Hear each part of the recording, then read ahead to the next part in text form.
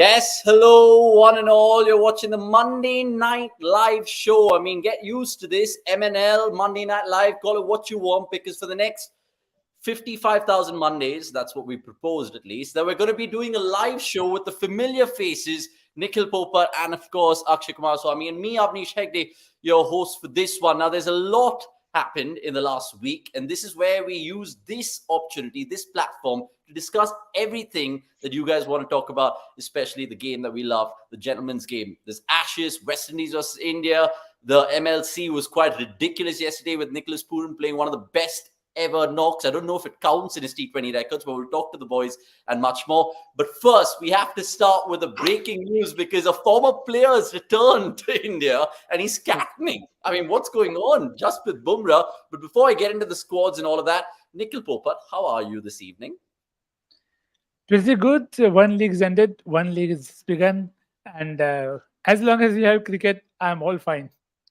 You're all fine. I mean, do you echo those thoughts, Akshay?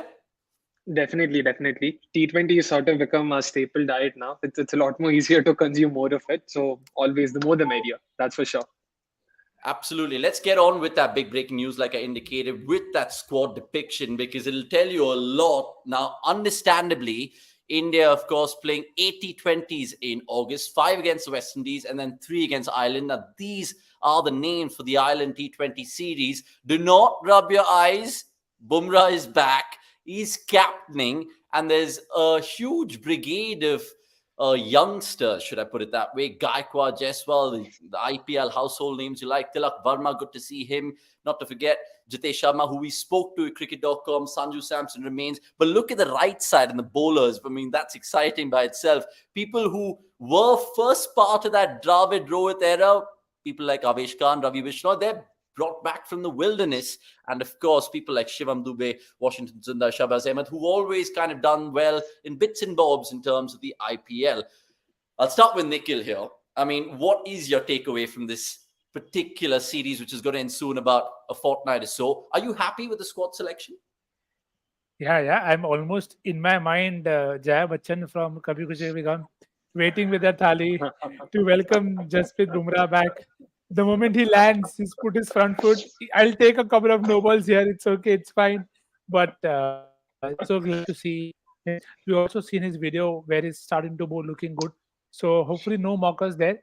The squad is pretty much, you see the Asian Games one. Most of the batters are the part of that particular squad. But Prasidh Krishna is also back. I think these two players are going to be very, very key for India, even from the World Cup lens. So hopefully everything goes well, at least with Bumrah for now. Rest all I know, they have time. But for Bumrah, I don't have time. For Bumrah, honestly, when did he play last? 25th September, which was like pretty much close to my birthday last year, Akshay. I mean, what do you make of the squad? Bumrah to lead. I know he's led once before. Correct me if I'm wrong. That test which we lost in Edgbaston, I believe that. But you like the making of the squad? The batting lineup, sure, yeah. Like Nikhil said, it sort of is very similar to what we're going to see in the Asian Games. But I'm not too sure of the bowlers they've picked. Prasidh Krishna, he's coming back from an injury. Washi, Shahbaz Ahmed, both of them had fairly mediocre IPLs to say the least. Washi, of course, didn't feature in most of it. Again, was injured. But yeah, I'm still not too convinced on the bowling front. But still, I'm always I'd rather see newer names than us going back to the same people again and again. So it's something new to see, something new to look forward to. So yeah, sure, I am interested. Now, all three of these T20s come from Dublin Malahide, which is pretty much IPL viewing time. I think it starts around 8, so it's decent viewing hours, not like West Indies where we have to literally think about living in the same country and practicing jet lag hours, which is ludicrous. But I just want to dive deep into the bowlers, guys. I mean, can we already second guess the starting 11 here? Can we do that for the benefit of the viewers as well? I mean, I know Bumrah will start, Arshdeep will start, there are a few starters over there. Who else would you like to see get all the 3 games? Let's go. Nick? Yeah, I think very interesting to see how they go with Mukesh and Avesh. Again, two people who have been part of the setup before, but not always have got the similar in terms of roles, because you have Arshdeep also and you have Bumrah. So who are they looking at as a new ball option? If Sundar is there, is he also an option for you to try in the power plays? So because it's T20, I'm expecting a lot of role definition here. in terms of come 2024, this is what their roles will be. So I think one of those two should be playing. And in the batting section, keen to see if Sanju gets a game. No matter which level he plays for India, I'm always skeptical about whether he'll get a game because you have Jitesh and there is no Prab Simran who's part of the Asian Games.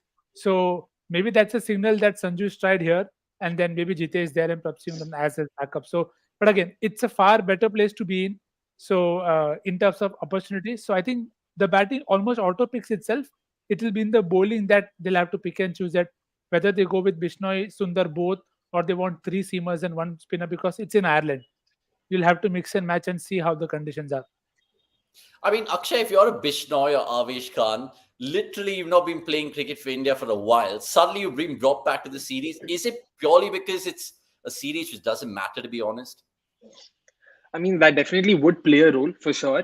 And like Nikhil mentioned, this is definitely a sort of a test for Rahul Dravid and the management to see, for 2024, what direction do they need to look at, who fits in what roles better. And although Nikhil mentioned that the batting sort of picks itself, I hope the likes of Rinku Singh, get a chance. I know he is a crowd favorite and he has a lot going for him that way. But purely from a cricketing POV, I really want to see him because what he's done is something very few Indians have managed to achieve in the T20 format. So I really want to see him. So how do you see the middle order sort of shaping up? Shivam Dube has to start. I mean, Exactly. come on. You're not a CSK fan, but Nix, come on, talk to me. Shivam Dube starting? Sure. 100%. I think you have to give him chance. This is the best time. And again, it's not the bias in terms of because he's from CSK and all of that. As Akshay also pointed out, you have three good options in Tilak and Shivam and Samson and Rinku Singh.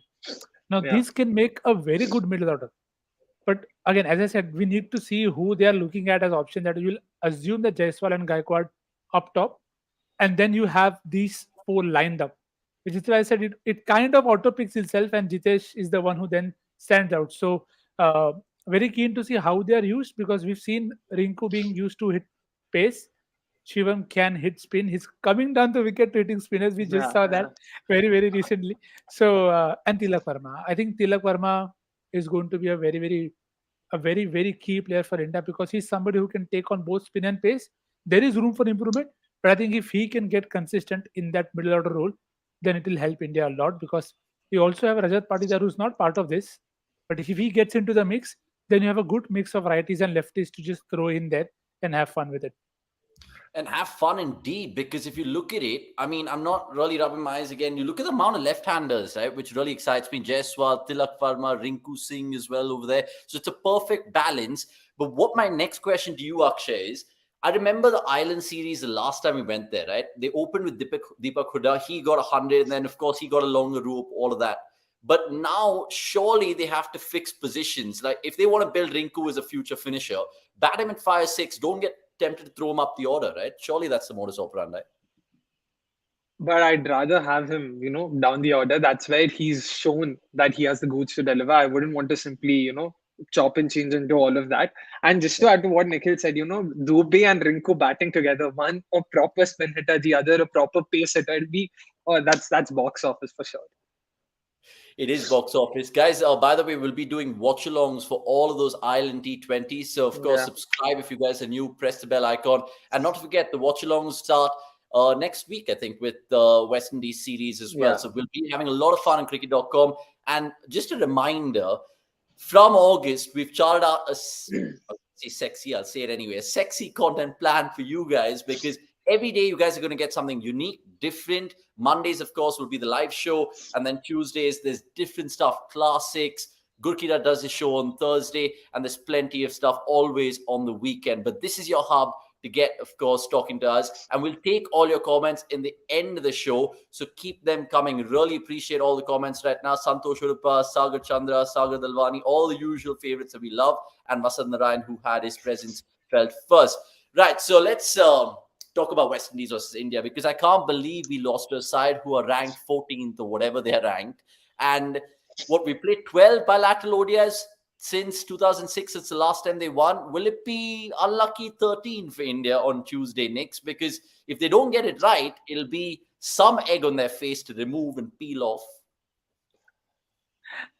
I don't know about the result, but I'm very keen to see the lineup, because it's one thing to talk and one thing to walk the talk. And I'm hoping that with after what Rahul Dravid said post the game, that it's okay to not worry about certain games. So hopefully that is the kind of intent that they go with in this particular game. Keep Rohit Virat out of that 11, play the same 11 that played the second ODI, and then look at how they are improving, because they will be under pressure as well, because it is there were spots for them to take care of and own, but they faltered both with the bat and ball. So hopefully that is what is the case. It is Trinidad. Spin does usually come into play, so I'm expecting a pretty much unchanged 11. And yeah, let's see how it goes. The lineup is everything for me, because if the lineup changes, if they go back to Rohit Virat for safety, then there is no point of the series in any way. No, I like the fact that you think it's going to be unchanged. I really hope Rohit and Virat come back, because we haven't even seen them ply their trade so far, which is, I mean, Virat at least. I mean, Rohit batted for those 5 or 6 balls in the first ODI, which was, again, bizarre. Akshay, I want to ask you generally, right, if we do have an unchanged team going into that third one-day international, given what Dravid said in that post-match presser, the fact that this is our last opportunity to really tinker with the team and all of that stuff, do you think that they're going to make a change? Because they lost, surely Rohit Virat come back in, or do you disagree with me? I completely agree with Nix. They ideally shouldn't be making any changes, because if Dravid sort of truly believes in what he said at the post match press con, then yeah, he should stick to the same 11 and not really worry about winning the bilateral series. The end goal is the World Cup, is being number one and not winning this series. There's absolutely nothing to be gained by winning a series against West Indies when they're ranked 14th in ODIs. So I really hope they go unchanged. And even if there are any changes, I hope the likes of Rohit and Virat don't come in, because there's nothing. They already know. I mean, Rohit and Virat are of course going to be short starters. Right now, they have to figure out who's going to be a part of the middle order, because there's still a cloud of uncertainty with Sanju Samson, with KL. I mean, sorry, not Samson, with KL Rahul, with Shreyas Iyer. We're still not entirely sure. So it is very important to treat these ODIs as their practice sessions, open net sessions, for all they care. Because after this, I'm guessing it's only the home series against Australia in late September, and then it's straight the World Cup. Which also, so that means there won't be any warm-up matches, I'm assuming, for the I mean, World there Cup. might be 1 or 2 because it's an ICC event. But look, let me play devil's advocate here, guys, because I'm just thinking about this. We lost to Bangladesh in that ODI series. We lost to New Zealand. I think we've lost to Australia, South Africa as well. If we lose to West Indies, there will be questions to be answered, right? But now, what we've seen, the evidence of the first 2 ODIs, it's not been the best place to bat, right? And I know the pitch might be completely different because the third one-day internationals in Taruba, all of that. But surely this is also a chance for Virat and Rohit just to play spin better, because you look at the venues they're playing in the World Cup, they're all ranked turners, Nix. Yeah, but rank turners usually in ODIs, you don't get them very often unless there is special recommendation from people, and like in terms of curators are wanting to have more fun. But generally, I don't think you see that kind of pitches in the World Cup. And India, you've seen mostly they've been good scores in most of the venues. There will be decks like Chennai which will have assistance, but that also comes at times later in the second half.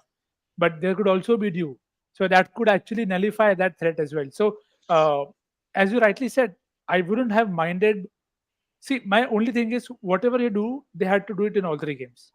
So if they wanted to try Rohit Virat, they had to try them in all 3 games. But now that they haven't, I don't see it make any sense or add any value to them by just playing one game. You will have the Asia Cup, you will have Asian opponents there who will bowl a lot of spin at you. So you can try and get them acclimatized those kind of conditions as well. There is a time for you to do that. And these are legends that you are talking about, Rohit and Virat. You'll expect them to adapt better. Again, the keyword is expecting them to adapt better. So this game, you keep it to the backups that okay, because you see, we haven't seen KL or Shreyas in the Ireland T20s. So we are still waiting for their exact clear fitness, and it'll be madness to not have backups ready. So not that one game will have them ready, but some runs for Samson, some runs for Akshar Patel batting at 4 will help the players a lot more than again having runs for Rohit and Virat in West Indies. But I generally feel, Akshay, that India normally take the safe option always, right? Now they're shitting bricks because if they lose this ODI series, I mean, happenstance, then they'll be like, yeah, why don't you play Virat? Why don't you play Rohit? Let's not take oppositions lightly and all of that stuff. And they might get away with it.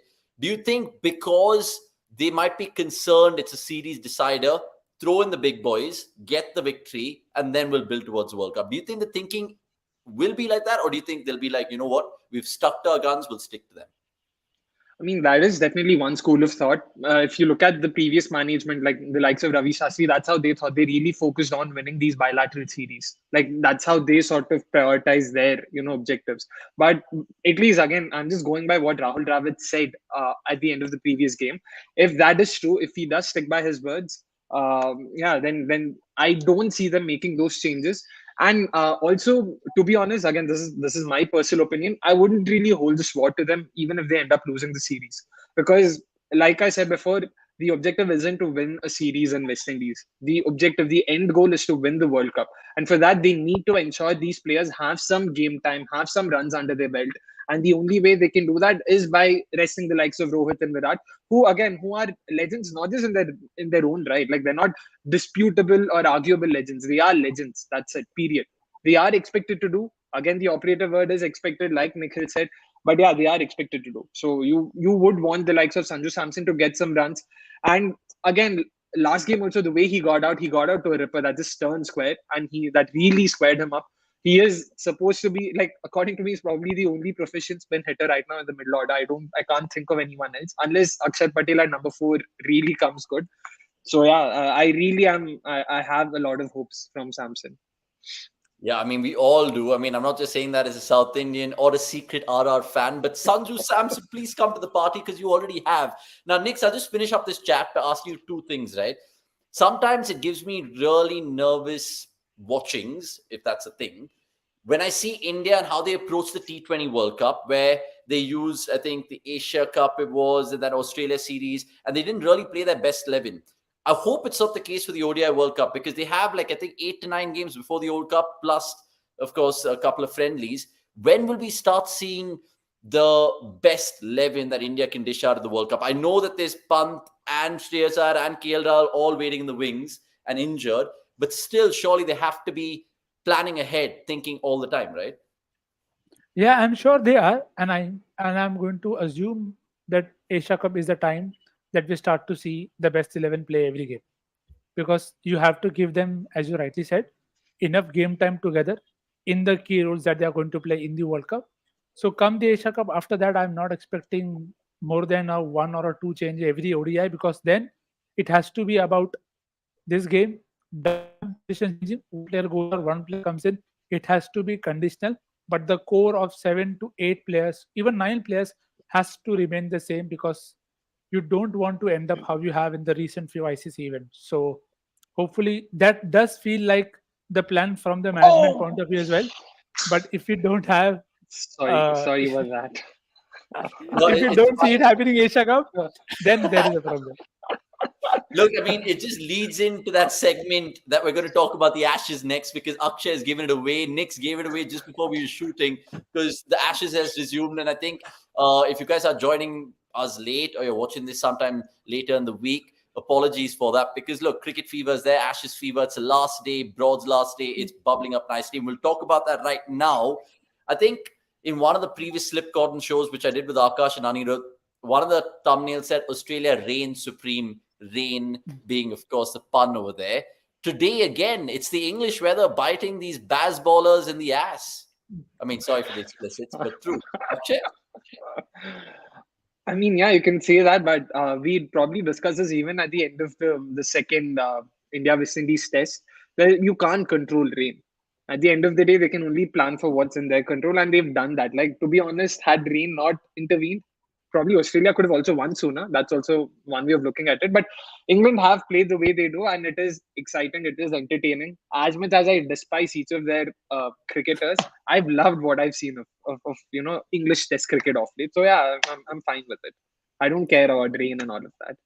How do you guys rate this Ashes series? Obviously, we've seen lots of Ashes series, and obviously, everyone will admit that It's always better in England than Australia in terms of the waking hours, and of course, in terms of the one-sided contest that always is down under. Where would you put this next in terms of Ashes viewing, watching? Because there's been some fierce battles, there's been some battles amongst the war, and it's been a result-oriented series, barring that fourth test. Yeah, I think it will definitely be one of the most watched and followed ones in a long time, because usually by the end of the fifth test you kind of know where it is heading. But this entire series has panned out in a way that whenever you felt that one side is going to dominate, the other side comes back and says, "Hello, we are still here." And both sides have made mistakes almost every day. Sometimes some teams have bordered on being very aggressive or very reckless. So both sides have been guilty of that, but it is made for a good viewing, which is why on the last day, in the last 2 hours, you still don't know whether the what the series scoreline will be. And while Australia may have regained the Ashes, they could still make history, and England could stop them from making that as well. So I think it is the ideal scenario for any viewer as well, that you have, in Ravi Shastri's word, all four results possible, not counting the moral victories for England. Sorry.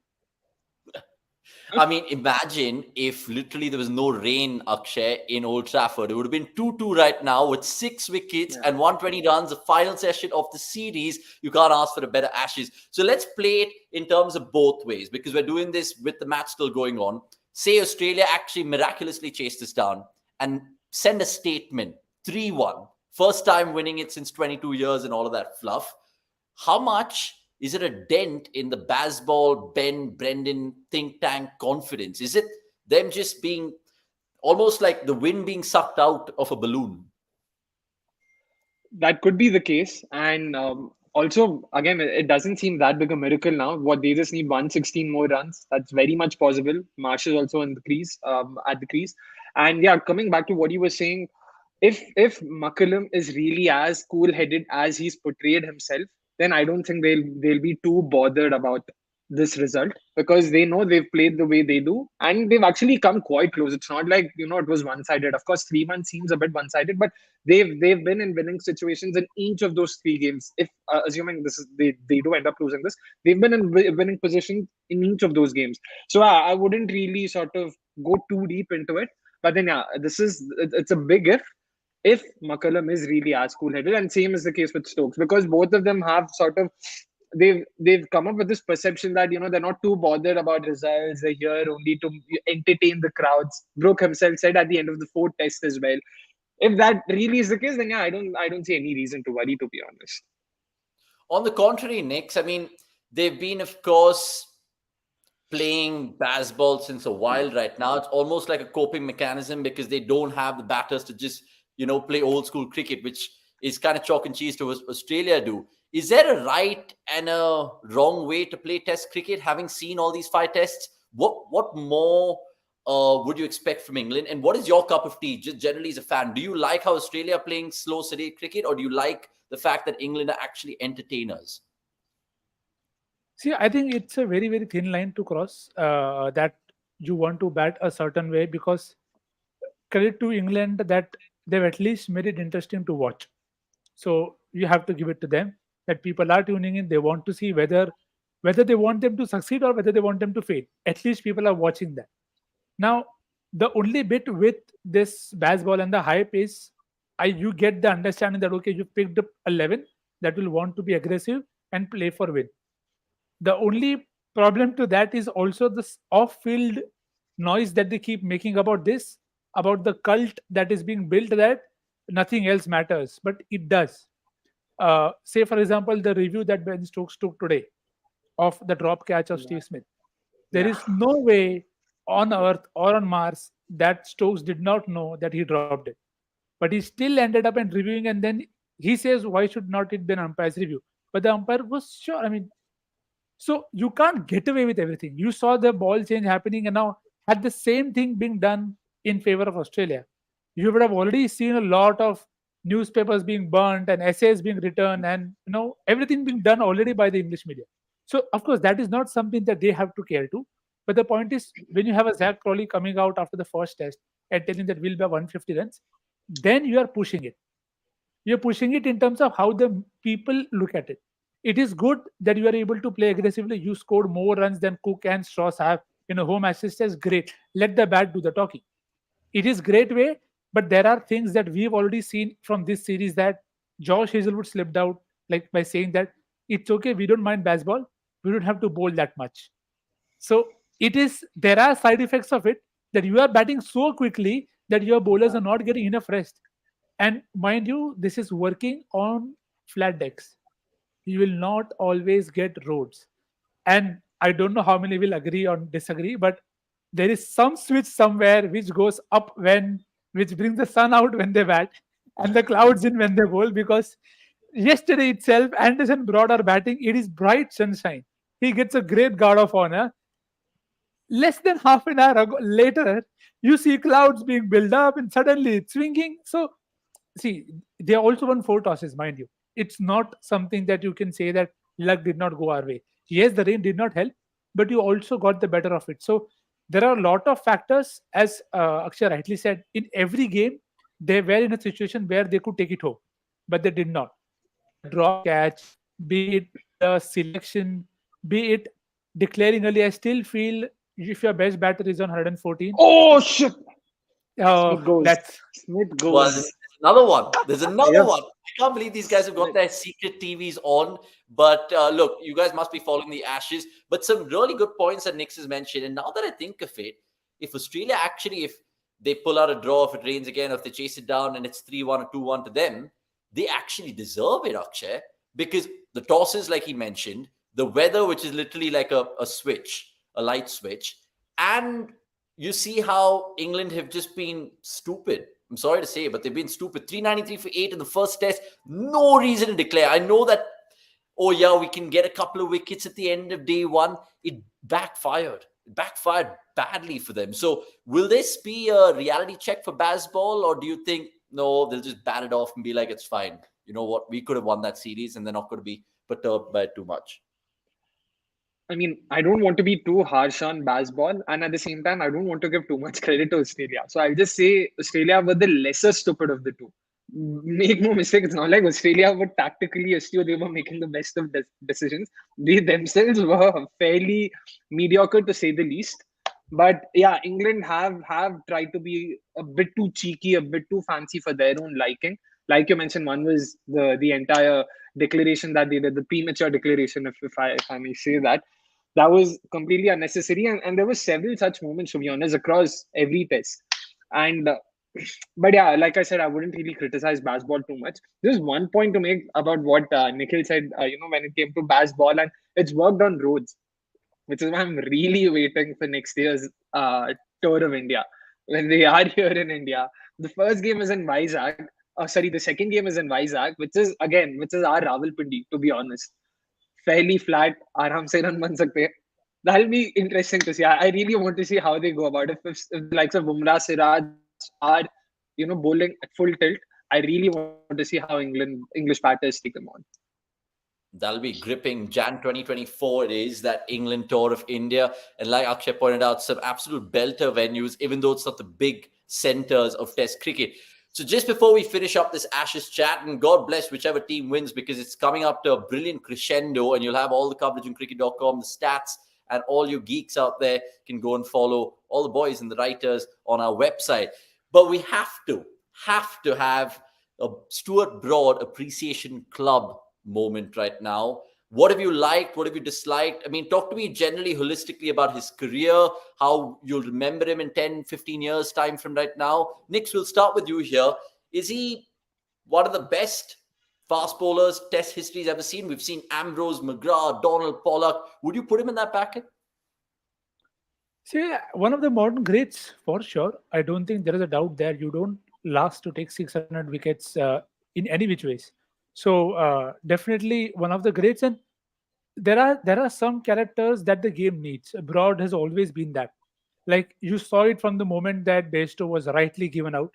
You could see it charged Broad so much up that he was right there in the contest. Taking it to the Aussies, and he may have had his fair share of bouncers, but it didn't stop him from fighting.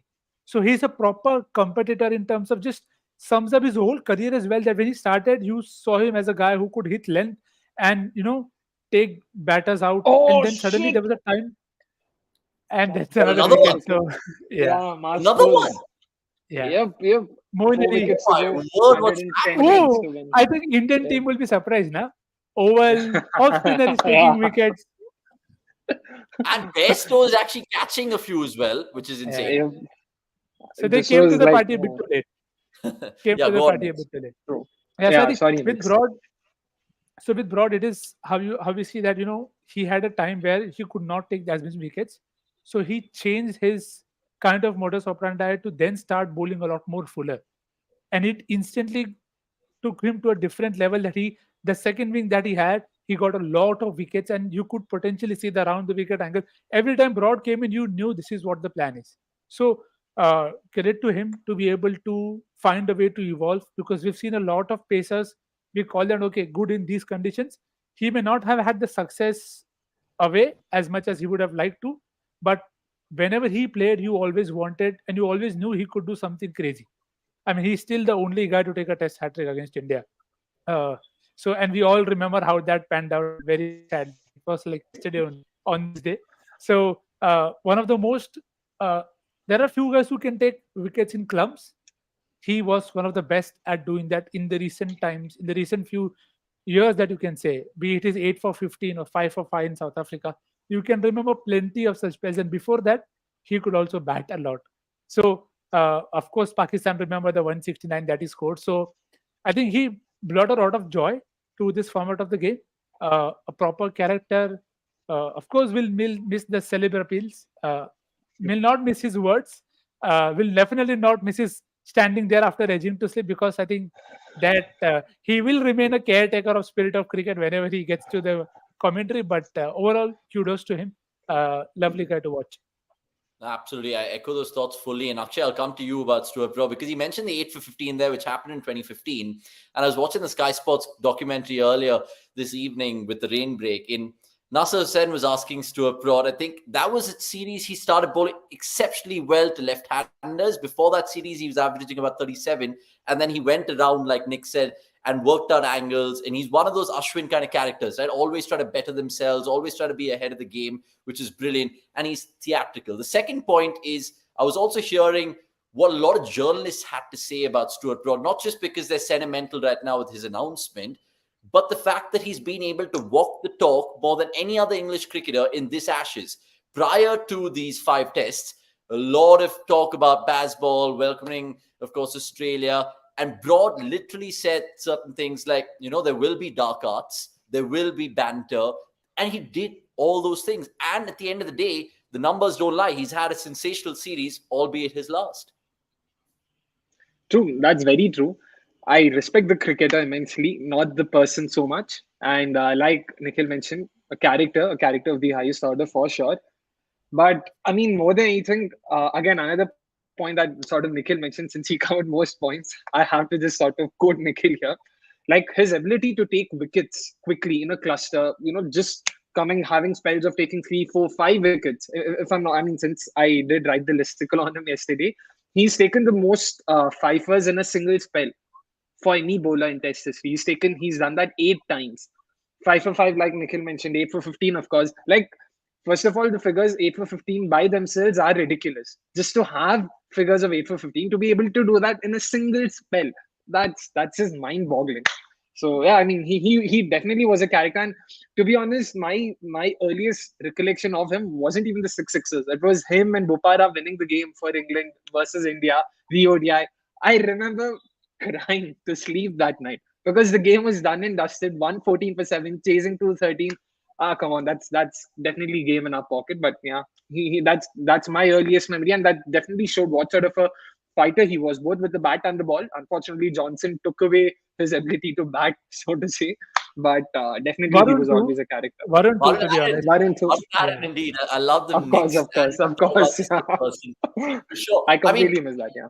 I just want to end this broad chat by, of course, asking you guys best and worst memories of Stuart Broad in an England cricket shirt. But before that, my first memories of Stuart Broad was actually in that 2007 ODI series which England played India in England.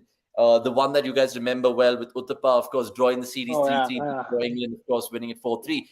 Broad played that series, and I think Oh, that's another wicket. I'm really sorry. Yep, Stark goes for a duck. Oh my word, they're capitulating out there at the Oval. We'll bring you all the updates throughout this Monday Night Live. But just going back to Broad, I think he had a little bit of a banter out there with Saurav Ganguly. I think you can access that on YouTube. And that's when it really struck me. The other really infamous memory I have of Broad, sure, we can really praise him, like you said, Akshay. When he's red hot, he's red hot. He has so many fifers in the single spell. But that over that he bowled to Netherlands in the 2009 World Cup, that will probably haunt him, I mean, the fact that Dirk Nannis was in cricket.com, he spoke to us about how Broad could have really pulled it out of the fire, wasn't a beast. So, Nix, what's your best and worst Stuart Broad moment, now that you mentioned Varun Aaron? I think one of the worst will definitely be the hat-trick, because it kind of sunk you really deep. Like, you could almost feel very, very depressed when that happened. And He the got way it MS happened. as well, right? In that hat trick. Yeah. MS, Harbhajan, and Praveen Kumar. So, correct. That and the best, I don't know if you can call it best or worst, but just the guts to stand there after hitting to slip. It takes a lot of character. I don't know what, there may be many Hindi words or English, better English words to call it what it was, but proper baz ball that.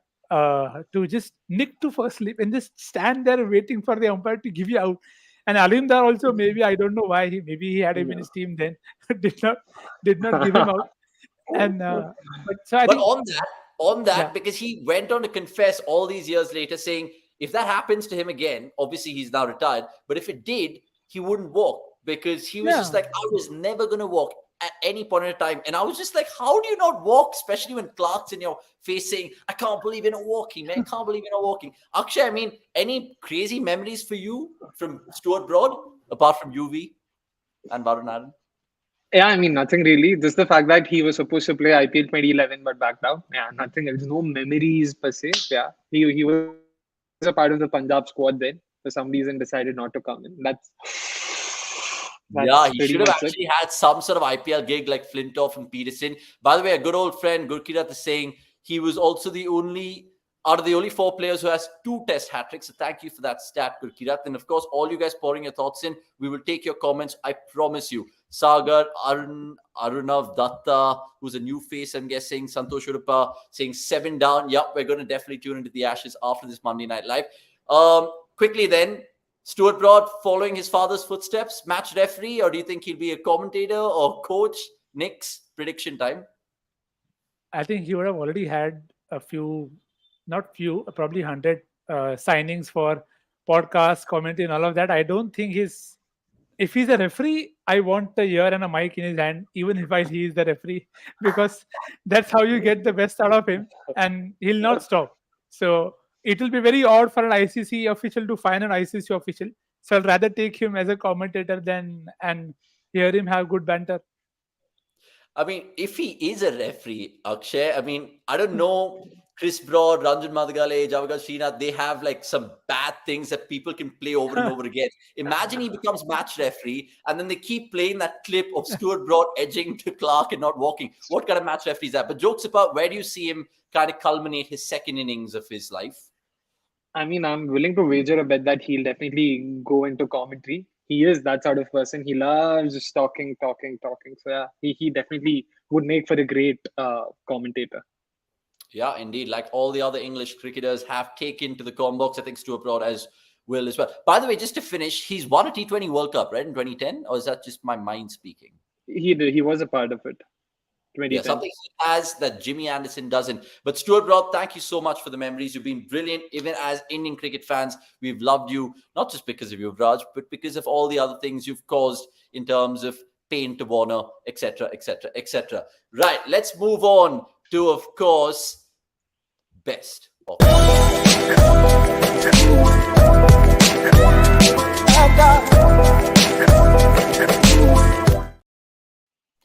Best of the rest is that segment in Monday Night Live where we talk to you about all the other things which is happening in the periphery of cricket. And there's so much to talk to you about. Not to forget the Major League Cricket. The Lanka Premier League started today. Sri Lanka, of course, being dismantled by Pakistan. But we'll start with that Nicholas Pooran. stick cricket knock. I say stick cricket next because 55 balls, 137. Are you having a laugh? Yeah, he did, and I think it's actually very great.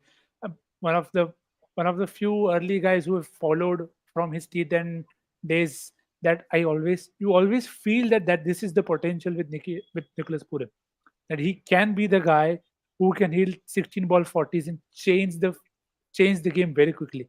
Yes, consistency is something that you will feel is very hard to come with that high risk game, but right through the MLC, we've seen him play some very good knocks. So uh, while it is kind of, I don't know, bittersweet that West Indies may probably want him in their setup in some capacity, but he's out there playing T20 leagues.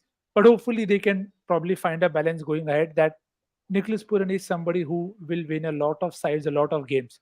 And for him to do that with Mumbai, I don't know how to feel about Mumbai Indians winning another trophy, but the good thing is I'm happy for Rashid Khan because he had a torrid time in South Africa, and this kind of feels that a good redemption of sorts for him with, of course, Trent Bolt to accompany. So I think as long as other teams are doing not doing them favor by getting them the best T20 sides on a platter, that take him also, take this guy also.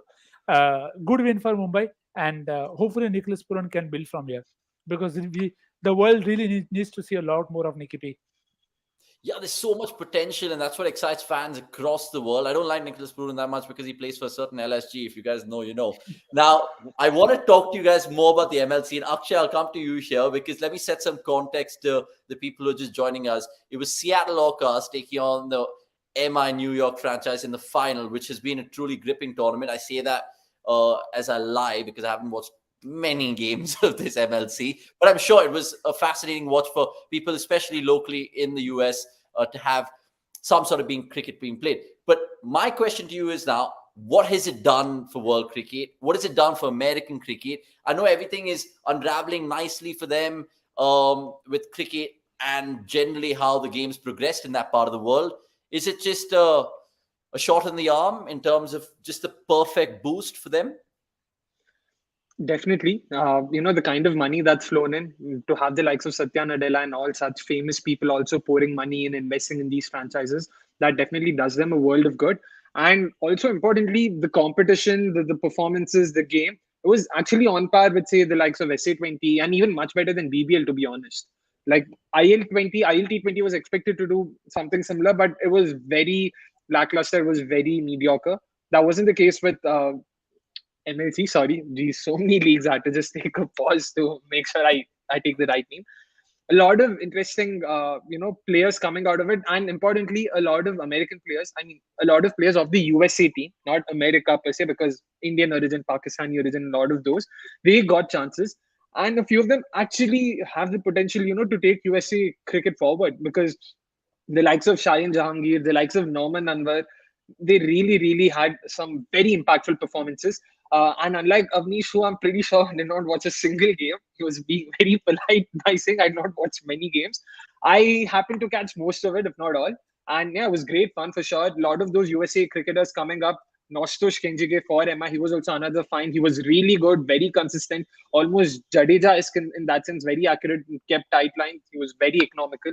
So yeah, it was great fun. A lot of interesting finds, and especially with all these rules that are being tweaked by ICC in terms of associate players now being a part of the domestic pool while playing in the while being a part of the playing 11. So you never know. It bodes well for them as well. So yeah.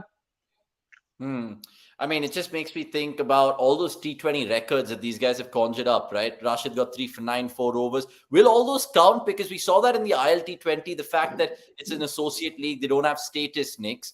Is that a problem generally for players if you're, say, Nicky P, that 137 odd wouldn't count in your record books, right?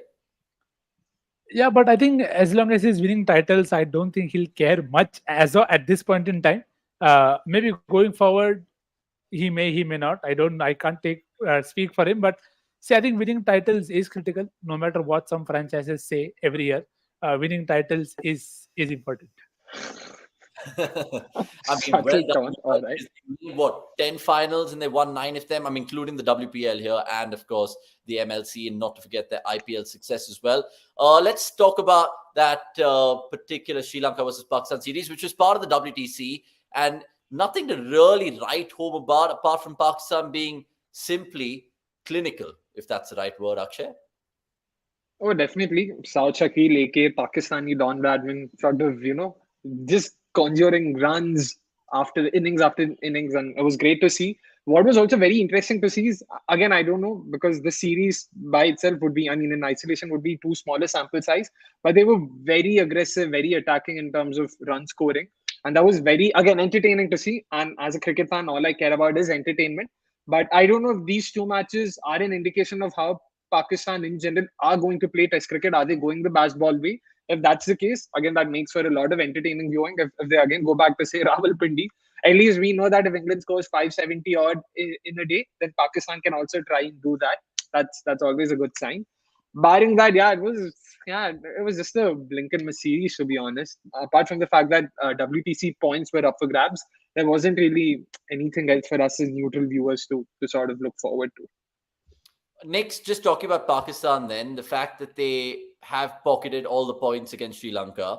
They have, I think, they play Australia later in terms of this year in Test cricket. Then that'll be Warner's last series. They have South Africa as well, and not to forget, they have a couple of other people who they're playing at home: Bangladesh, England, so on and so forth. Is this a good start for them to potentially make a bid for their first ever WTC, or is it still early days? Yeah, it is early days, but I think this is the best possible start. But right, as Akshay rightly pointed out, I am now very interested to see, can they keep this up. It is one thing to bat aggressively against Prabhat Jayasuriya, Ramesh Mendes, Dhananjay De Silva, and another to try and do it versus Pat Cummins, Josh Hazelwood, Scott Boland running into you at the Gabba. Now, again, it's not something that we're looking at reasons to pull them down, but the point is, when you go down that aggressive or the risky route, it is it also keeps the opposition, always keeps them in the game, as opposed to say just completely batting them out of it because you are playing so aggressively. And what India did with West Indies as well, when Jaiswal stepped out to hit Roach, it is something he's doing now. I'm sure Jaiswal will not mind doing it to, now Broad is retired, but can he do that to Chris Wokes if he's playing in Vizag or Ranchi? He does that, it's validated that okay, this is how we are going to play every series. So Pakistan have few tough opponents away, some good ones at home. So it's about sustaining this. Like at this point in time, we see Australia 7 down. England look on course to make it 2-2, which probably be a fair way to say that they dominated two crucial moments in two tests. We dominated crucial moments in two tests. But now the next step is, how do you still regain the earn? Because England, that is what England will rue, that sometimes this aggressive play can also give opposition more chances than they actually deserve. So for Pakistan, that is something that I'm looking at. They've had players in the past. Abdullah Shafiq has scored runs, but Shan Masood was also scoring aggressively. Yeah. Shahid Shakil had a great time. Salman Ali Aga was great, but can to do it consistently is where the challenge lies. It's easier to do it at certain places, and yeah, time to walk the talk. And again, it's not a disclaimer that we are wanting to pull them down. It's just because Yeah. it is a risky thing. It's not been done before, so we all are excited to watch it unfold. Maybe it's Jazba ball or Park ball, but still early It days. is it is named the Pakistan way already. Love it. What was it that Sakleen Mushtaq said, I think, at the World Cup? Kudrat ka Kudrat Nizam? ka Nizam. Kudrat ka Yeah. Nizam. So maybe that. But look, guys, that series has ended, and then it's swimmingly moved on to the LPL, where we see Babar Azam play for Colombo. There's, of course, other Park stars featuring in that. And it just makes me think, how much cricket can we cover as individuals, as cricket lovers? Because the Zim T10 finish, the Canada League's happening, where Harbhajan and Gale and all these guys are playing. LPL ends, and then the CPL starts, or something like that. So can we just talk about these kind of competitions, what it's doing for the game, and how, like, David Miller, right? He was playing for Texas Super Kings. He's taken a 14-hour flight from Texas to Colombo to play the LPL, and I'm just like, wow, you're having a laugh. We saw it in the ride as well, Akshay. I mean, is this too much cricket for the players? Because I understand cricket is a is a sport where you have a short shelf life and you want to maximize it, but you have to kind of take a toll on your body and you have to respect your body, right? But are these cricketers doing that, Akshay? I mean, that is the case with every sport, right? Like in general, sports persons have a very short earning period, so to say. In 10, 15 years, they have to earn as much as possible to ensure that they are sorted for the rest of their lives. And for them, it's a lot more important because they lead a lot more sort of fancier lifestyles than, regular Joes like we do. But I actually like the idea of having these leagues, man, to be honest, because this is the only way all these players, like players from associate nations, fringe players from, say, South Africa, Pakistan, Bangladesh, this is the only way they get to sort of rub shoulders with the best in the business. Like, where else would you see the likes of, say, Tawhid Ridoy playing against Babar Azam, getting a chance to talk, have a chat? He's definitely someone to look forward to when it comes to Bangladeshi cricket, but getting a chance to play in overseas conditions. Of course, Sri Lanka might not be that different from Bangladesh, but it's still an experience nonetheless. And same is the case now. Where else would Mark Watt get a chance to play with Vanindo Hasranga, to play with Tom Curran at Desert Vipers in the ILT20? And same is the case for a lot of these players. So I'm all for inclusivity, and importantly, they get to earn financial incentives, financial security, something a lot of these cricketers still don't have. And this is a great step in that direction. So I'm all for them. I'll always be pro T20 leagues and anti random, ridiculous, irrelevant bilateral series.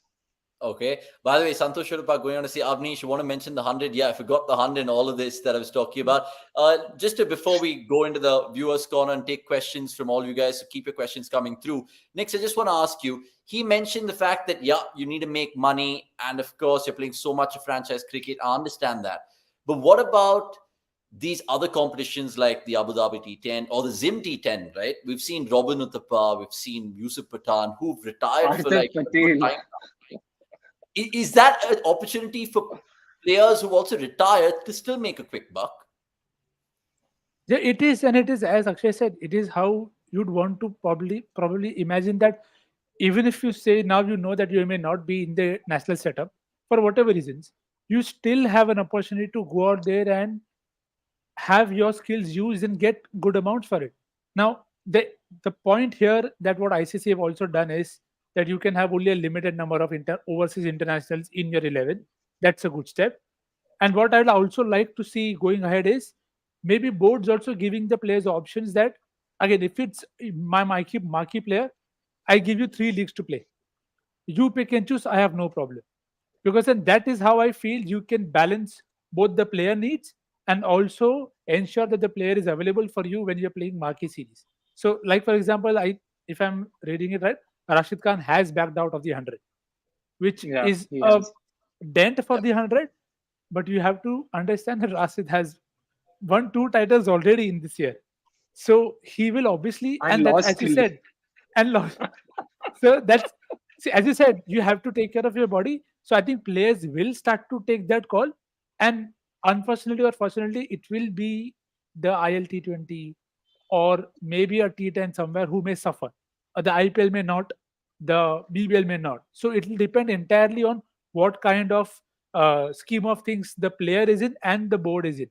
So going forward, I see that as a possible way that I think teams will have a set number of leagues that every player can play, which is fair. If you're in center contract, you have the number. If you're not, then you're free to play wherever you want. So I think Hmm. hopefully something that BCCI also does, that it releases the non-contractual players, those who are not in the ODI scheme of things, they can go out there and play for other franchises. That's how you grow. That's how you get more people also involved. So agree with Akshay. More the merrier. But the thing is, it is very easy to start, but very difficult to sustain. So when you speak about your LPL, Major League closing, Canada T20 League happening, all these leagues will eventually find it hard to sustain the quality, and that is where the local influx will then come into the picture. That Yeah. if you are able to get more local players, then nothing like it, because then you've expanded the pool.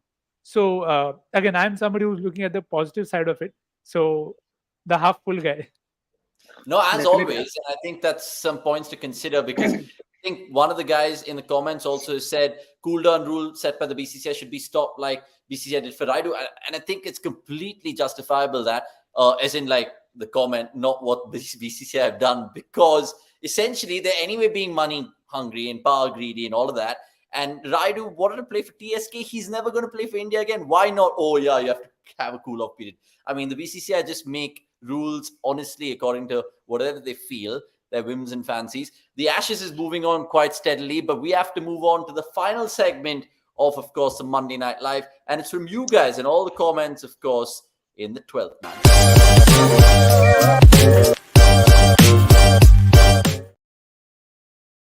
Yep, it's a quick one, but if you guys didn't see it, opinions are most welcome, and we'll take some of the comments right now because at the end of the day, all you guys have been chirping quite a bit, and we expect that with regards to literally the Monday Night Live show. We'll take one which comes from Vasant Narayan. Isn't it a failure that again we have to depend likes of Virat Kohli to lead in series? What have we learned from 2019 and trying so many players?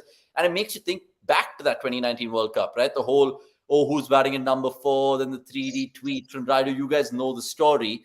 I hope we're not following into that same old story, Akshay. You answer this from Vasant before I give Nix another one. It definitely is a failure. Like this was supposed to be the transition phase where we phased out the senior players and sort of groomed and had our bench strength ready and all of that. But practically none of that has happened. We still don't know who's a part of our bench. We still don't know who the backups are. We still don't even know what the roles are, what anyone's doing.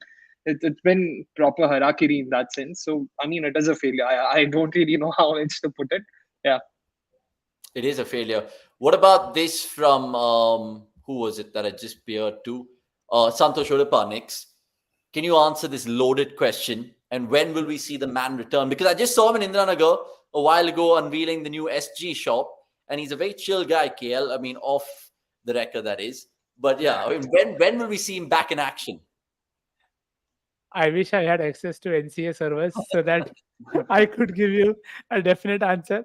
I honestly don't know because I don't think it's out in the open. I think Asia Cup is what was said, that maybe you'll see him fit by then. So we'll have to only wait and watch. And just on that bit about 2019, I think I'll not blame the management as much as I would have, because your 3 best players are out of the system. And that is not a good place to be in. If you take out Josh Butler, Johnny Bairstow, if you take out Mitchell Marsh and others such Glenn Maxwell from Australia, they will also struggle. So if you take out the prime athlete at its peak from your system in that format, every team will struggle. No team at this point in time has an entire second 11 ready. And as I speak, that's Moeen Ali taking another wicket and 8 down Australia. Cummins is out. Oh my God, Moeen Ali, I'm brother watching it on Mo, as Sony we Live. call him early in Chennai, is stuck again. Moving on to the next one, and comes from Introspect. Words on Hardik's batting. He's looking like a weakling. I think soft dismissals, but maybe there's more to it. Akshay? I mean, it has been on the wane for the last year or so. Like this IPL as well was like you saw him clearly. Uh, I don't know. Like it has been on the wane. Like he was known to be a proper out and out pace hitter who could handle pace very well, but that's not been the case at all during the IPL and even during the games here. You could probably give him the benefit of doubt here in West Indies, given the pitches, the tracks. They were very sluggish. They were slightly slow. But yeah, it's been a long time since since all of us have seen a proper batting performance from Hardik. Trying to think if there was anything in the IPL, nothing that strikes my mind. Maybe there was one when Gujarat chased like 115 against Rajasthan, but that was pretty much it. So yeah, it's definitely on the way, and a huge sign for worry because he was our only true blue all rounder, so to say. We don't really have uh, a backup for him per se. Shardul Thakur, the likes of Shardul or even Shivam Dubey maybe can fill in here and there. The bits and pieces cricketer like someone called someone else a while back. But yeah, there's nothing. Yeah, it's definitely a huge cause for worry. Speaking of bits and cricketers, bits and pieces cricketers, I should say.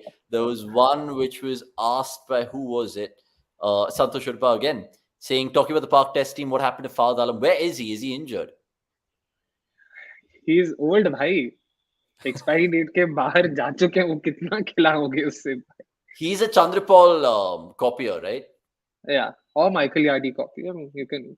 By the way, fun Chandrapal. fact, you mentioned Chandrapal. Did you know Tej Narayan Chandrapal starred as Larry Gomes in the movie Yes, 80? Yeah, yeah, yes, yeah, yes, yes. yeah. I remember reading an interview of his of how he was sort of scouted, so to say, for the role. So Well done. yeah. Okay, guys, look, it's been a fantastic show so far. We'll end it with, of course, giving you guys a chance back home to win merchandise. I'm not talking about Nikhil and Akshay because they have merchandise. Talking about all you And also, lovely viewers. Go on. yeah, before Avnish could sort of go on, let's just, Avnish, if you could also set up the poll, ask guys what time works for them and all of that before Yeah. we forget. We started at 9 o'clock today, thinking this is usually when our viewers are active on YouTube. Do let us know if something a bit earlier works for you because there'll be a lot of other games and stuff going on. And unfortunately, we can't do an Ashes watch along during the Monday Night Live as much as we'd love to. So if something earlier works for you, so do let us know. We'll set up a poll in the next couple of minutes if our producer could help us out with that. Amnisha, sorry. No, absolutely. I think I was going to end the show on that, but glad that you Oh, brought it up, my friend, because ultimately Monday is chaotic for everyone. So we want to know what suits the cricket.com audience the best. Is it 7 p.m.? Yeah. Is it 8 p.m.? Is it 9 p.m.? 10 p.m., 11 p.m. Let us know because we did that, review show 3 in the morning the other day, and there were like 40 of you guys watching. So there's plenty of cricket always being covered on cricket.com. But Monday Night Live is definitely going to be a fan favorite. Just before we move on to that Howzzat segment, it's a really good question from Ramna Kiran, and I'll pose it to both you guys, and we can finish the 12th man segment on a high. Hi, guys. What do you think is an ideal number for batting style? Who embodies it in today's ODI format as a benchmark? Now, first, before you guys answer that question, I'm trying to think of the ODI greats who batted at number 4. I don't know. For some reason, I'm only thinking Arvinda de Silva, maybe Inzamam, wow. maybe. I don't know. But talk to me, Nix. I mean, is there any particular player that you can compare to who's saying, this guy used to bat really well, like how Ponting did it 1 down? Is there anyone who comes 2 down in mind for you at 4 in De ODIs? Villiers. Oh, yeah, De of Villiers. course. How can I forget that shit? I'm not an RCB fan. Oh my. Yeah, De Villiers is Yeah, good. yeah. But De Villiers is a Uh, freak, right? You can't take something off Yeah. his template. yeah, but then if you see there have always been very limited number of people who have done exceedingly well at 4, 5, 6 because it's not an easy spot. You're not setting the tone. Most of the times you are trying to either arrest a collapse or trying to completely change the complex of the game, but it also has to depend a lot on the pitch that you're playing on. So you will go back in time and find a lot more Yunis Khan, and there have been other people who have also tried their hands at number 4. But I think the role still remains that you are probably one of the better batters who has more skills to accelerate. I in this Indian team, as much as when I put out the name, there will be a lot of eyebrows. I think KL Rahul does embody that skill very well, and he has done that well in this format for India at number 5. But I don't see the role as different from what he has been doing in terms of adapting to surfaces, adapting to the tone that has already been set, or just going ahead and taking the attack to the opposition. That okay, this is what we need to do. I'll have to take the attack to the opposition. So most of the time, it is playing the situation. So it will have to be one of your most highly skilled batter in that spot. If No, you I want a agree with name, I think Natalie Skiver is the apt name Oh, to take you in terms of somebody who epitomizes that. You could also definitely should talk about Ellis Perry, but yeah, I I think was about to. those two names are very good. those two in particular. They know how to pace their innings beautifully. They also know how to play the situation perfectly. And I think those are brilliant names. I think others in the comments are saying Yusuf Johanna, Arvind De Silva, Yuvraj. Yeah, I'm not sure. Just to finish off Jayavardhan. the point, Akshay, yeah. Shreyas Iyer apparently with the numbers has been our best number 4. I know we're trying all sorts of position. People were saying that Akshay Patel should bat at 4. Maybe that's food for thought. But do you have anyone in mind who should be batting there for India? And what is the particular batting style you'd like to see them adopt?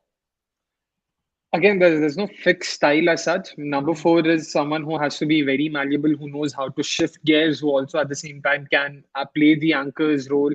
If there is a collapse to arrest it. One person who I personally really rate very highly is Rajat Patidar. He's unfortunately been injured for the longest time now because of what I saw of him in red ball cricket, not because of IPL. Red ball cricket primarily, he has the technique. He really knows how to accelerate. He showed that he has the gears in him to accelerate. He showed that in the IPL, but he also showed that he has the ability to sort of keep his head down, bunt the balls out, take his time. He has that patience. So he's someone to look out for, definitely, when it comes to the Indian scheme of things. Someone's mentioned Rinku Singh, but unfortunately, yeah, I don't think that. Yeah, I don't think he would be, yeah, ideal for that. But yeah, I would go with Rajat Patidar. And you're not saying that because you're a diehard RCB fan, I presume. Not at all, not at all. Absolutely no Chal- bias. Who RCB? I don't know what is RCB. Oh my word. Chachant going on to say now we're getting Joe Pakil and Shreyas because the current team members are not performing. There's no guarantee that they will do well. Pant when he's back. Santosh Urva saying, ironically, we're debating about number 4 before 2019 World Cup. Also, look, we've had tremendous fun in taking your questions, and there'll always be a staple diet on this show, the 12th man segment. So, of course, watch our program, and then we'll definitely pick the best questions to be answered. And we really appreciate lots of comments flying through right now.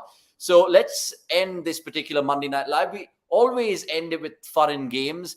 And here's what I mean.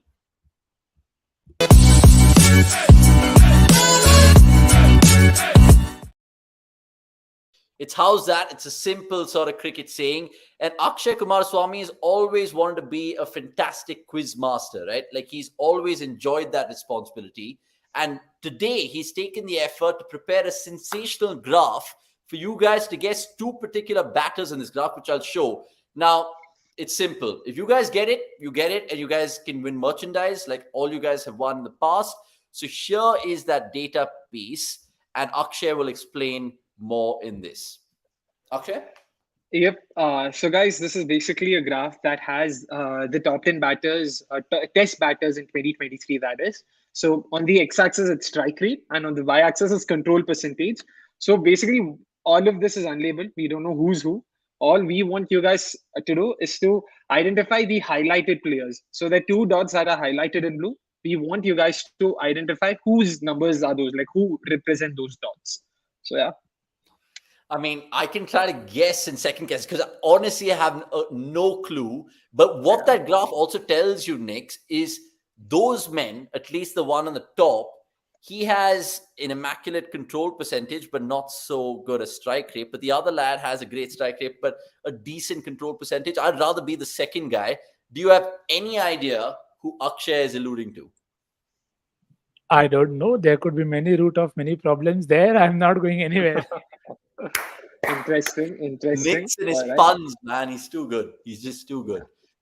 But yeah, I mean, it's a chance for you viewers to win big back home, of course. Let us know. You guys can, of course, rewind this after the live and have a crack at it because ultimately, I know there are few of you guys in the comments who always scare us. We think that you guys have a secret cricket database as well to expose us. But just for the benefit of Howzzat in the segment, here is that graph. And we're asking you, who are the blue dots? Essentially, if you guys can name both, we'll give you the merchandise of your choice of cricket.com and we'll announce the winner next Monday Night Live. So, look, it's been a thoroughly entertaining show. 3 fantastic segments and, of course, chatting shit to start the show. Not shit because it's honestly cricket and we love it. Go on, Akshay. Yeah, sorry. Santosh Urpa has asked us any minimum criteria. So these are the top 10 batters in terms of runs scored, to be clear. So these are the 10. These are the top 10 batters in terms of runs scored. So from them, you have to identify who these 2 are. And also, before I forget, guys, whoever who've won our previous giveaways and all, make sure you've DM'd us on Twitter. That's the only way you'll be able to get these merchandise. Unfortunately, a lot of you have commented on YouTube and then not gotten in touch with us on Twitter, so then it won't be possible for us. So yeah, please make sure you do that. Yeah, Avnish, you can take it forward. No, absolutely. Look, Nick, thank you so much for your time. Akshay, I'll leave you as well because Australia right now, $2.99 for 8. We apologize. We're not going to be doing a slip cordon, so don't expect that to hit your screens because, like I said at the start of the show, cricket.com, we're revamping all our content for you guys. So Monday Night Live is definitely going to be there all Mondays going forward. And let us know in the comments a few things, right? One, what time would you like to see this show start? Yeah. Essentially, is it 8 p.m., 9 p.m.? We will literally dedicate it for you guys. And also, please like this video. It's super important for the algorithm's sake for you to like it. So, Chuchant, Santosh, Ramna Kiran, Introspect, Raji Human, whoever's watching, and of course, all our beloved friends and family, because without them, we're absolutely nothing. Please like and subscribe to cricket.com if you're new. And we'll leave it there, gentlemen. It's been an absolute crackerjacker of a start. And yeah, I mean, I don't want to take football questions. Don't even pop it up. We'll leave it on that sad note, Chachant. Thanks for watching. It's a goodbye from Nix, Akshay, and me. More to come. Subscribe and like this ASAP. We'll see you soon.